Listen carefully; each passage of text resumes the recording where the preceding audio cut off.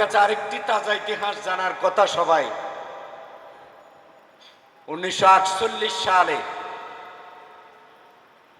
হায়দ্রাবাদ নামক স্বাধীন রাষ্ট্রটি, হায়দ্রাবাদ একটি স্বাধীন রাষ্ট্র ছিল। তারা পাকিস্তানেও যায় নাই, ভারতেও যায় নাই।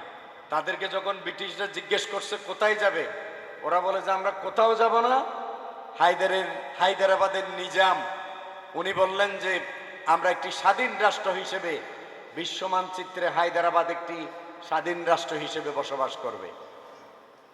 কিন্তু হায়দ্রাবাদের সংখ্যাগরিষ্ঠ মুসলিম ছিল না, সংখ্যাগরিষ্ঠ ছিল হিন্দু সম্প্রদায়। 1948 সালে এই হায়দ্রাবাদে আমাদের প্রতিবেশী রাষ্ট্র ভারত, যারা ভারতের কথা বললে বেহুশ হয়ে যায়, আছে না? আগের গুলো বেহুশ হইতে হইতে ভারতে গিয়ে হাজির, এখন নতুন করে আবার বেহুশ হওয়ার প্রতিযোগিতা শুরু হয়েছে। এমন ভাবে আর্মি দিয়ে অভিযান চালানো হলো, 3 দিনের মাথায় হায়দ্রাবাদের পতন হলো। হায়দ্রাবাদ এখন তাদের একটি অঙ্গরাজ্যে পরিণত হয়েছে। এই ইতিহাসকে আমরা জানি না? সিকিম একটি স্বাধীন ছিল, সিকিম একটি স্বাধীন দেশ ছিল। হায়দ্রাবাদ স্টাইলে তারা ওখানে করে নাই।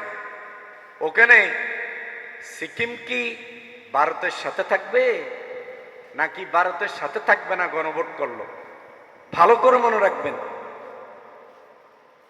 সিকিম কি স্বাধীন থাকবে না ভারতের সাথে থাকবে।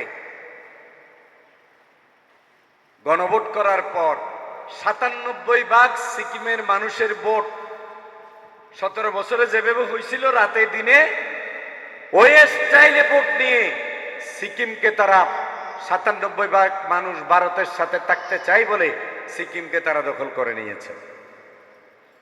এখন তাদের টার্গেট হলো বাংলাদেশ। বাংলাদেশে হয় তাদের গোলাম থাকবে, গোলাম যদি না থাকে তাহলে 23তম প্রদেশে তারা পরিণত করবে বাংলাদেশ। 40-45 দিনের সরকার গণভোট তারাই সহ মিলে সবাই ঐক্যবদ্ধভাবে গণভোটের সিদ্ধান্ত নিল, কিন্তু এখন তাদের আর গণভোট ভালো লাগে না। জুলাই সনদের প্রত্যেকটি শব্দকে আপনি বাস্তবায়নের উদ্যোগ গ্রহণ করো। 18 কোটি মানুষ আপনার সাথে থাকবে।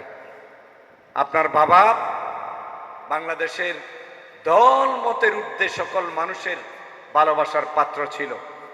আপনার মাও দল মতের ঊর্ধ্বে সকল মানুষের ভালোবাসার পাত্রী ছিলেন।